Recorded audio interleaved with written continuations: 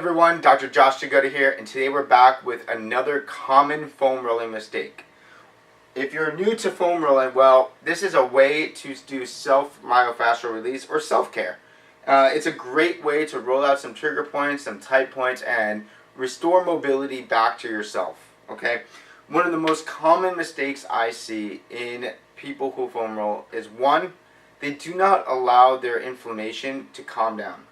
So if we're talking about a muscle within the quads or the butt or any area within the body, first things first, you need to let that muscle calm down before you start rolling on it. Just adding more pressure to that inflamed area may increase your pain and may increase your dysfunction over time. So that is typical for new injuries. Now, what about chronic injuries? Typically chronic injuries, you can dive right in and you can go right after that area and really kind of release this muscle and get in there. Now, there is a disclaimer. People with, piriformis syndrome or sciatica that's chronic in nature, you're talking about compression of a nerve.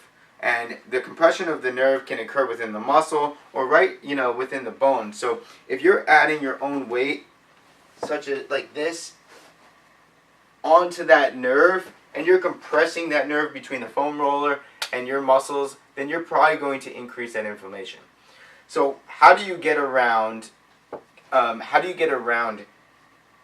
doing self-myofascial release without causing more pain? Well, even if that area needs to be rolled out, well, one of the principles I tell my patient is, one, like I said, let that inflammation calm down, and then you can get back in there. But what I'll do is I'll tell my patients to take that area, which is like right here, and point on it. Oh, that is the most painful and tender spot right here.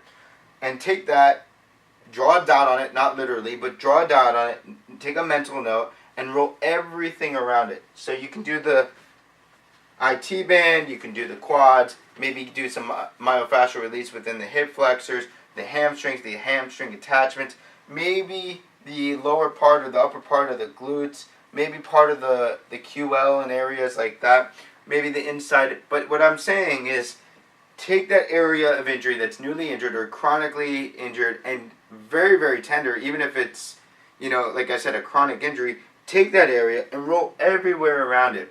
This will allow you to lengthen and restore some of the tight, intense tissues, but yet draw down and calm down that inflammation directly on that area, okay? Hopefully this gives you some insight on that. I'll see you next time. Take care.